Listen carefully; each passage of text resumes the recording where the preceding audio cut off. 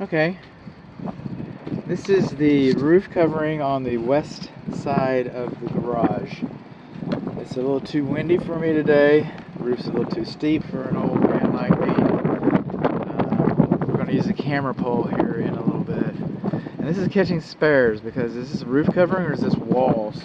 You're going to find out what I'm talking about. Composition shingle, medium dark, 20-25 year shingle, first third of its life, estimated life average, which all shingles, it doesn't matter, they last about 14 years.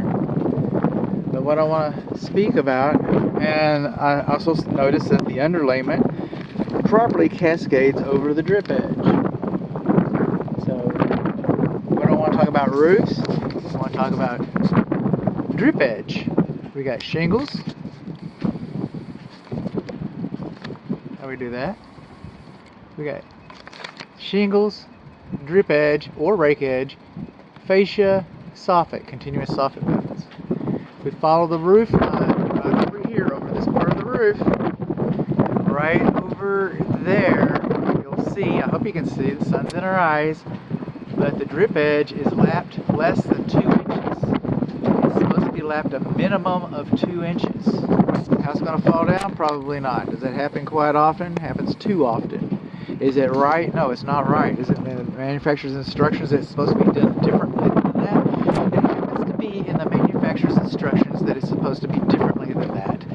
Thereby, by it not being done as the manufacturer specified, I'd have to call that wrong.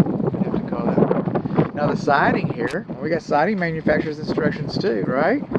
Where you have these butt ends, no, those two are pretty close. Those two are pretty close. So these are the trail. They should have been staggered more than that. See those two up there? They should have been staggered more than that.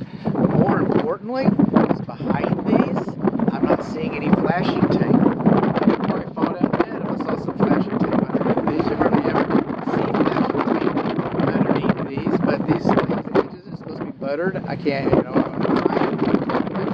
It almost looks like that one is.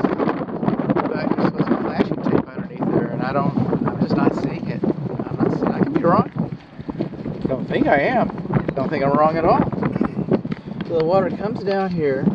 It's coming down the roof. This is kind of neat. Alright? We come down here.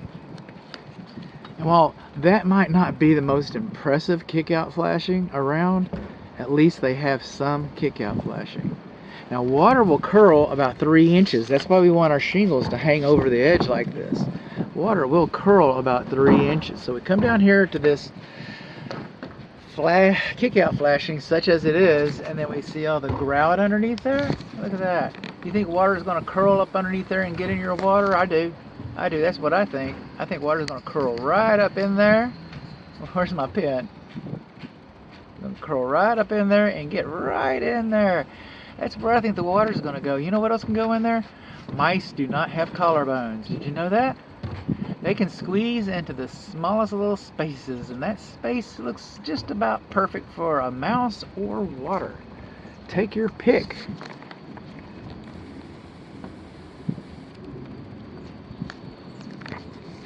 So what did we learn? We learned that our grout is incomplete underneath the kick-out flashing.